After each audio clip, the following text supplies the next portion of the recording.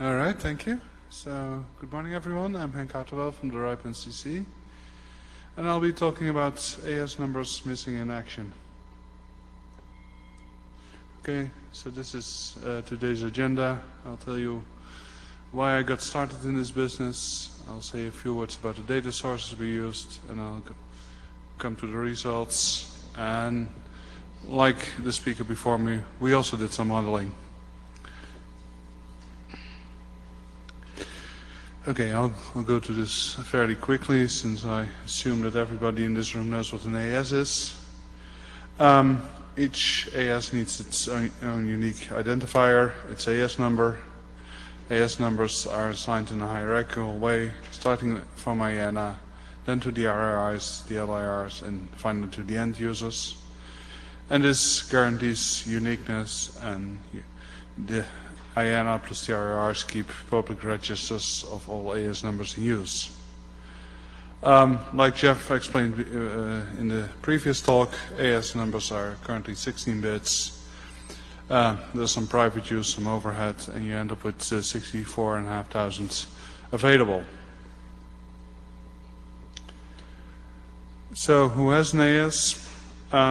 Basically anybody who asks for it and who qualifies according to an AS assignment policy. And this policy is based on RFC 1930 and local policies by the RIRs. And I won't describe them in any detail. It basically comes down to, if you can demonstrate that you need one, you'll get one. Another important factor is that the policies all say that if the need for the ASN disappears, you have to return it to the registry. And we'll get back to that later. So, next question. Can we see which AS are in use? Well, the internet is a network of ASs. Each AS wants to be able to send traffic to any other AS. So, the RIPs in your router have to have a list of all the ASs. Well, we also assume that ASs are assigned based on demonstrated need.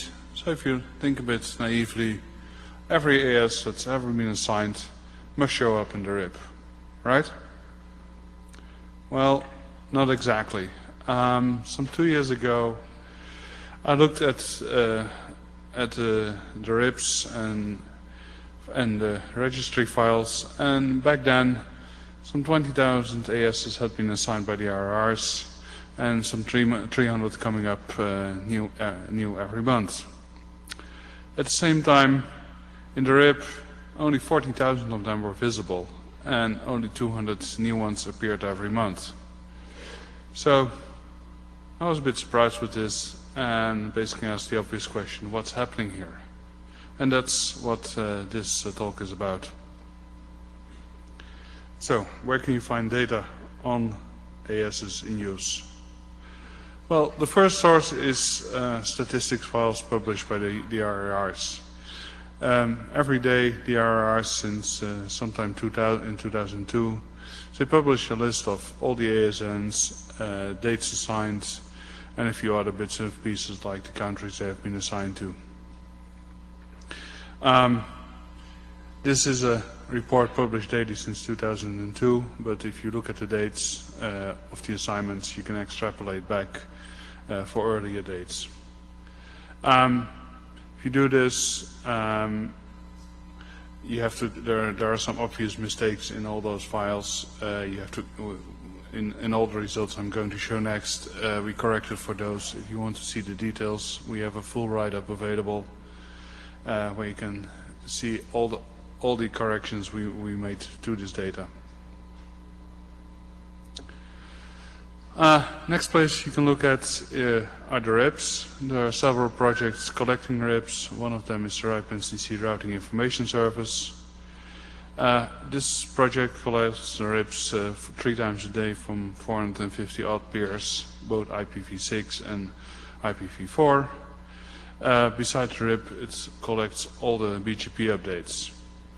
So what we did was take the data from middle of August 2000 till August 1st of this year, took all the BGP paths we ever saw in this data, We broke them down into their components, the AS numbers, and this just generates a list of AS and the time when they were used. So the first days they showed up, the last days they showed up.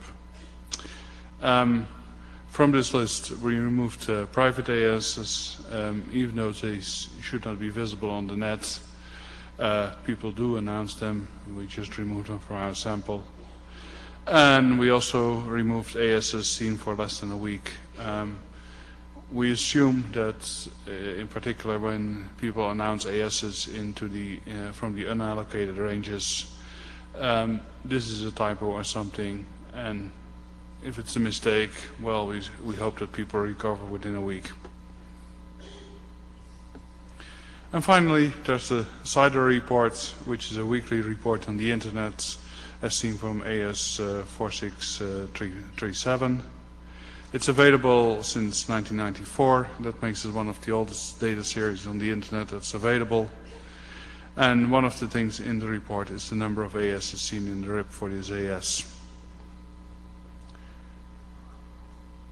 So after this, we have essentially two lists. One is the AS numbers assigned by the RIRs, the stat files, sort of the theory. And the other list is the ASs in use, the ones you see in the RIS and the CIDR reports. And then you can put the two lists next to each other. Well, the normal case is, of course, that an AS appears in both lists. The second category is an AS that's seen in use, so in the RIS or in the CIDR report, but it's not assigned. And this can happen, people inappropriately using ASs or problems with the registration mechanism. And then there's a third category, ASs which are assigned but not in use, and we call those ASs missing in action. So let's look at the second category, ASs in use but not registered. In those 5 years, we saw 436 ASs that were used at some point but not registered. 255 of them were still visible on August 1st of this year. We then looked at it more closely, found 215 of them in RIPE NCC's administrated ranges, 14 in ASNs ranges. Looking further, we actually went to the basement of the RIPE NCC, dig through all the old files there, and found that there was some data available for 214 of them. 7 ASs, not in this 436, were ASs outside any range by any of the RIRs. And this is a problem in the registration mechanism. Registration of ASs has gone through a couple of phases. Things have been handed over and transferred, and some ASs just fell through the cracks, and that's being corrected. Overall accuracies, there are some 33,000 ASs assigned at the moment, and at most 41 have no records. So that's 0.1%. And people always complained about the fact that this registration data is highly inaccurate. Well, I don't think it's that bad.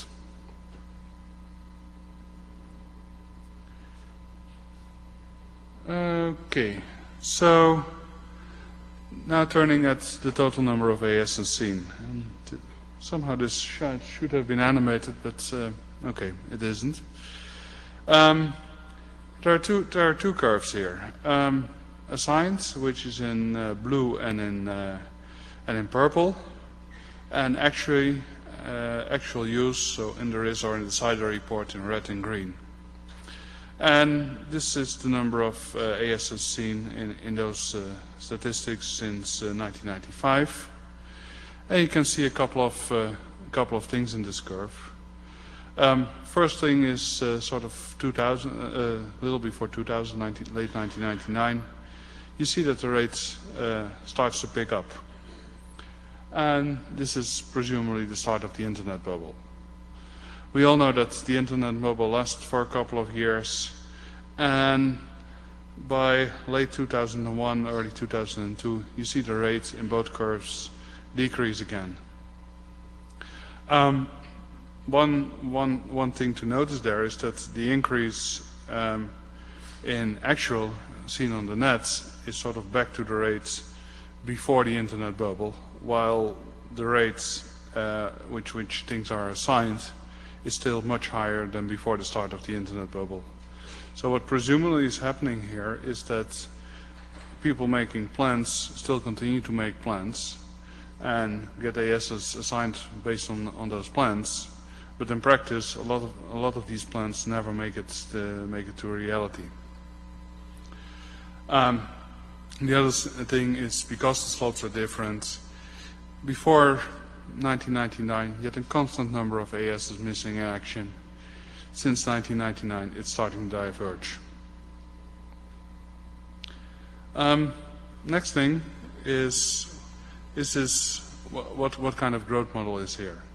And I've been looking at essentially the blue curve, so the growth of the assigned AS numbers.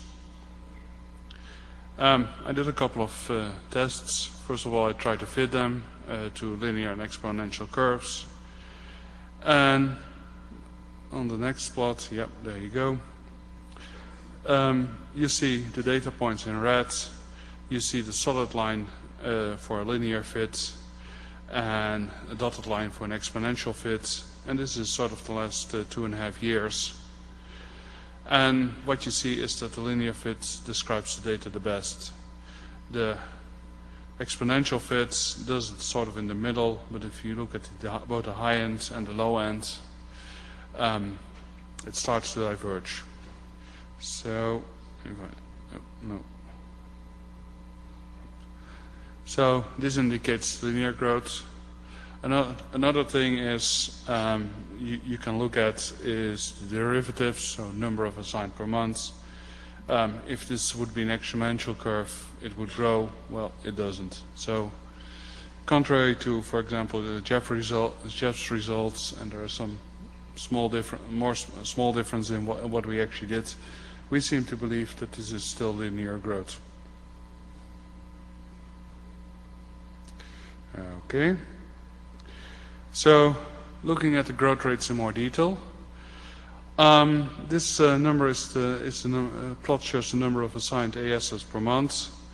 In red is what's newly allocated, and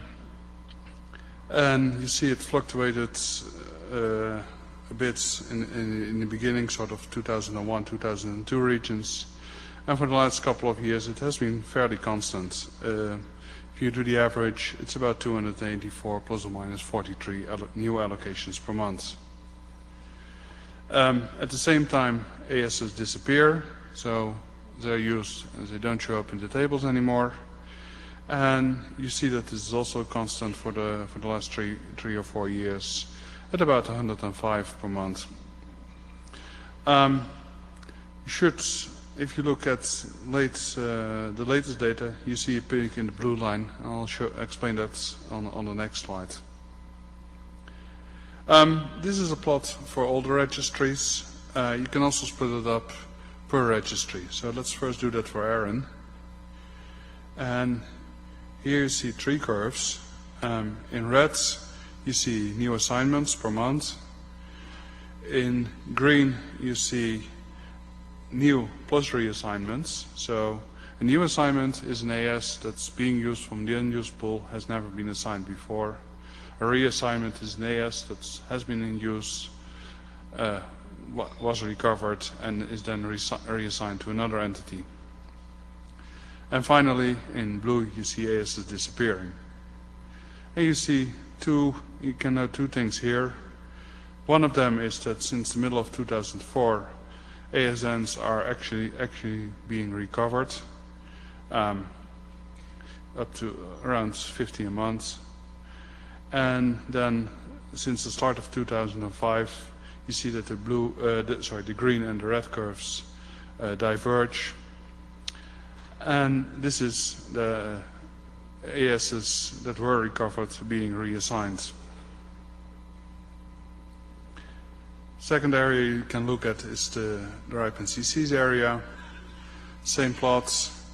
However, you see that there's very little recovery, and you also see that in this region the rate seems to increase where it was pretty flat, where the total is pretty flat. And the reason that the total is pretty flat is that Aaron is recovering. Now, you can also make these plots for the 3 other registries, but they don't show much interesting. Next plot is fraction of ASs seen. So this is over time ASs seen divided by ASs assigned. Various cases, without going into detail, you see that it has been stable at around 60 to 63% since 2001, and yeah, that's about all you can say about this plot. So, ASs you don't see on the internet. On August 1st, 32,800 ASN had been assigned. 20,000 were visible in the RIS, so on the net, and of the 12,000, 7,000 were assigned but never used, and 5,000 had been used at some point but were retired.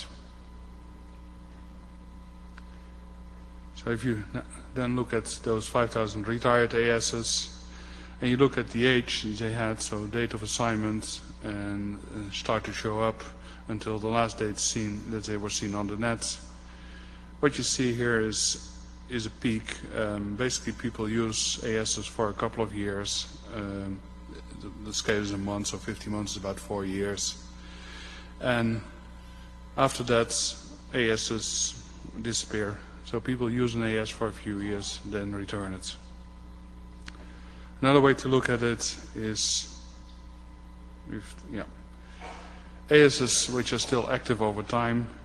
So this plot shows since 1990 till up to 2005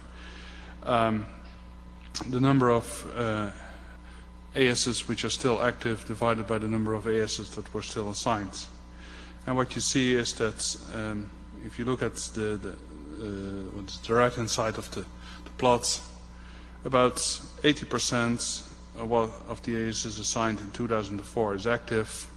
And if you then go to the left, so go back into time, it drops. For example, the ASs which were assigned 10 years ago, only 40% is still being used. And okay, if you go back more than 10 years, the fluctuations are quite large. But this is mainly due to statistics. Very few ASs were assigned in those days. Yeah, so one AS already makes a huge difference. Okay, continuing. So why do we see this behavior? Well, we believe that there are 2 effects. First thing is that sites go out of business. Now, if a site is about to go out of business and you're cleaning up the networks and all the engineers are brushing up their CVs and trying to find another job, well, there's little incentive to return unused resource. I mean, who cares? You're trying to get out of there. Also, the RIRs are not actively recovering those ASs. Second effect is that networks tend to merge. Small ISPs are being bought by bigger ISPs, and after a short while after the takeover, they usually start to combine their networks, and when that happens, the need for one AS disappears. But again, they're already a member of their RIR. There's no financial incentive for them to return their unused ASs. So they just keep it, and the AS is no longer visible on the net. So this is why ASs disappear. The other thing is activation. People get their ASs based on plans. And they are assigned on some date, and you can compare the assignment date with the first day that they appear on the net. And this is a plot for data from 2004. It has red, green, purple and blue, the 4 registries which were active at that time. And what you see is on the x-axis is the number of days, and on the y-axis is the fraction of ASs that had been assigned, which is actually visible. And what you see that after about a month, well, for about 40% of the assigned ASs appear. If you wait about 3 months or 90 days, well, it's roughly 2 out of 3. And if you wait a long time, I mean, say 250 days, 300 days, you see that the curve starts to flatten off. So, and this flattens off at about 80%. In other words, 1 out of 5 ASs which is assigned never appears on the net, or at least not within a year or 2 years' time. And you can make these plots for earlier years as well. You can, they all look pretty much the same. So what's happening here? Okay. Well, there are some policies behind this. ARIN has a policy that there must be plans to use an AS within 30 days after the assignment. And that's a criterion which is actually used to assign one. RIP NCC region, there's no policy.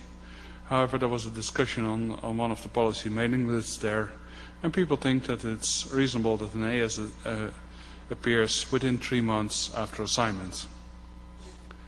So this is theory. In practice, it doesn't happen. It's for the ASs that appears, it takes considerably longer. I mean, 60% hasn't made it for the ARIN 30 days. 1 out of 3 doesn't make the 3 months criterion from the RIP region.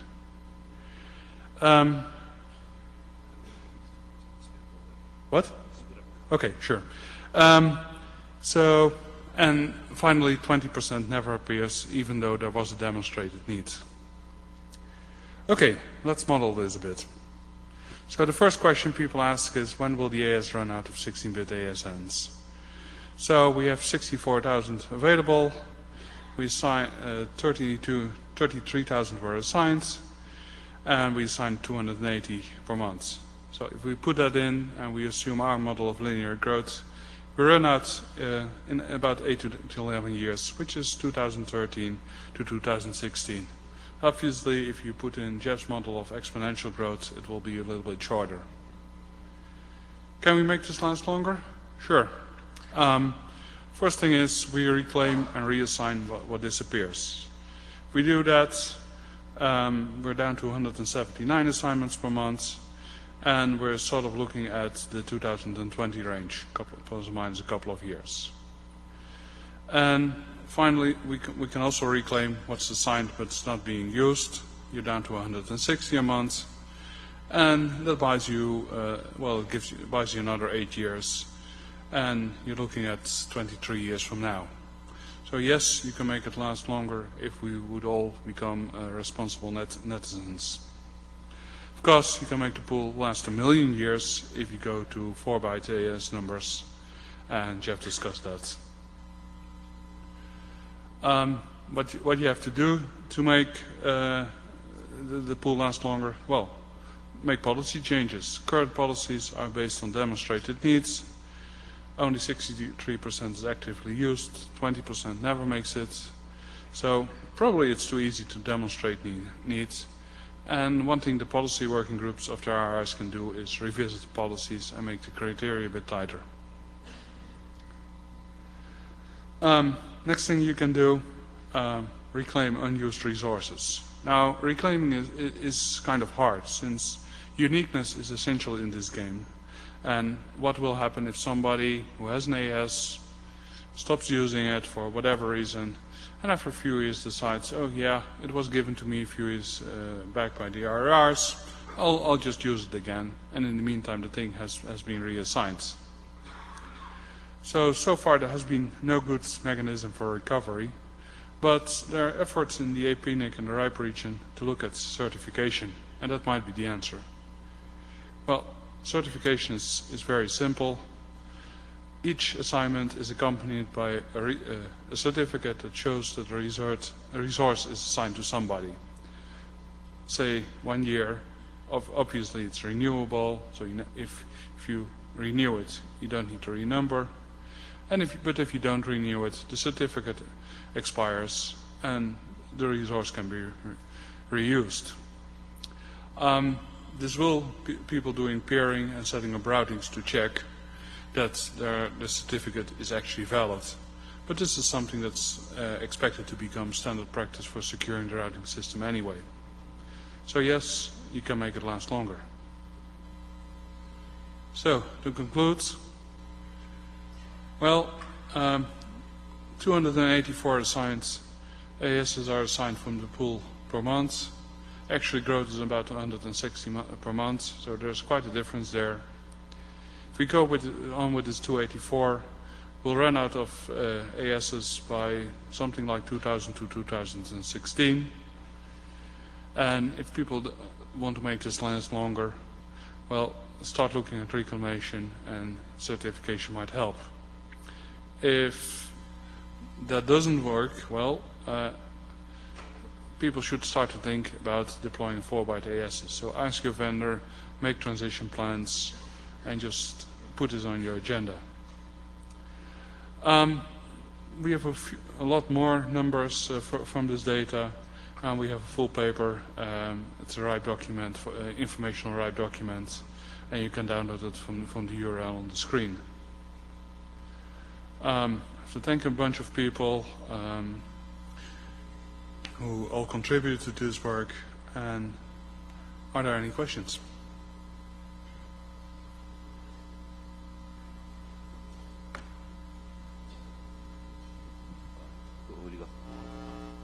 Rüdiger Volk, Deutsche Telekom. Henk is looking at the not used numbers. Well, okay, we are seeing numbers that don't appear in the public internet routing as not used. However, well, 20 years ago, the IANA decided wisely that, well, okay, numbers should be given out to people who had, at that time, actually no hope of connecting somewhere and keeping the uniqueness there. These days, I think there are people who do not want to actually connect somewhere, but actually are forming their separate clubs using these resources. And I'm not quite sure whether our policies are allowing them to use the resources and whether the policies should allow them. But, well, okay, if there is any use like that happening, that use might be actually an interesting factor for the coming development and the growth of consumption. Yeah, okay. I mean, one obvious answer is that most of these applications can be done with using private ASs. And the second thing is, as far as I'm aware, the policies all require that your net should be connected to the public internet.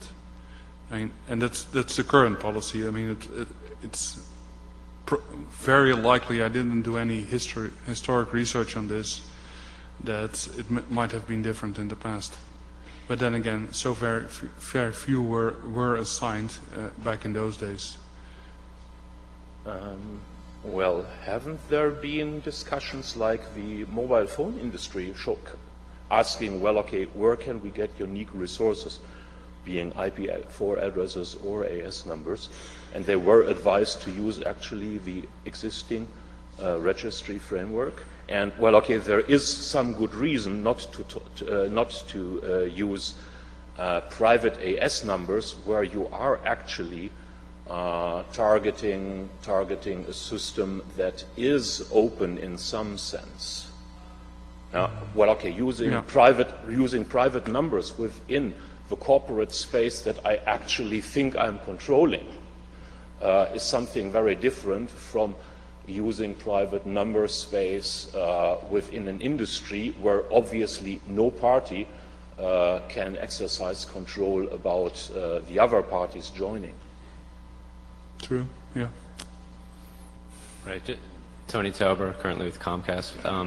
Just to clarify or elaborate, I think it's the uniqueness that's important, and even if they're not touching the public internet, if they start to touch each other, I mean, if some people here haven't experienced RC 1918 address overlaps in their life, that's good for them, but I'm sure it's probably just a matter of time before two entities which thought they'd never touch anything else that would matter, you know, just took it upon themselves to use their private address space and do what they wanted, and then, you know, they have to talk to each other. That's a problem. You know, the same holds true for private address space. So.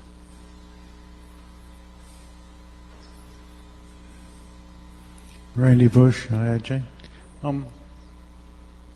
I just got bitten the other day.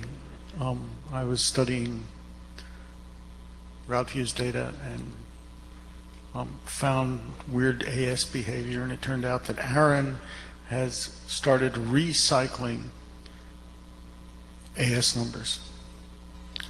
I'd be interested, you know, it would be very helpful for us who are studying these data if the registries could tell us whether or not they are recycling and could make available the activity periods of an AS. In other words, AS 666 had a life from A to B and a new life from F to Q. It gets pretty surprising. Also, it would be interesting to know if there's significant benefit in this. You know, are you really recovering much space? Is it worth it? Will it extend things from, you know, October 14th to the 16th, or will it extend it 3 years? Well, okay. So for the RIP, speaking for the RIP NCC, I mean, we have that data, so we can make it available. And I see Aaron running up to the microphone. Hi, Leslie. Yeah. So, I mean, we have that data. Yeah. Anyway, Leslie Nabil with Aaron. We have actually started reclaiming a lot of autonomous system numbers due to non-payment, and I have the data. I'm talking about it later on in the week at our meeting.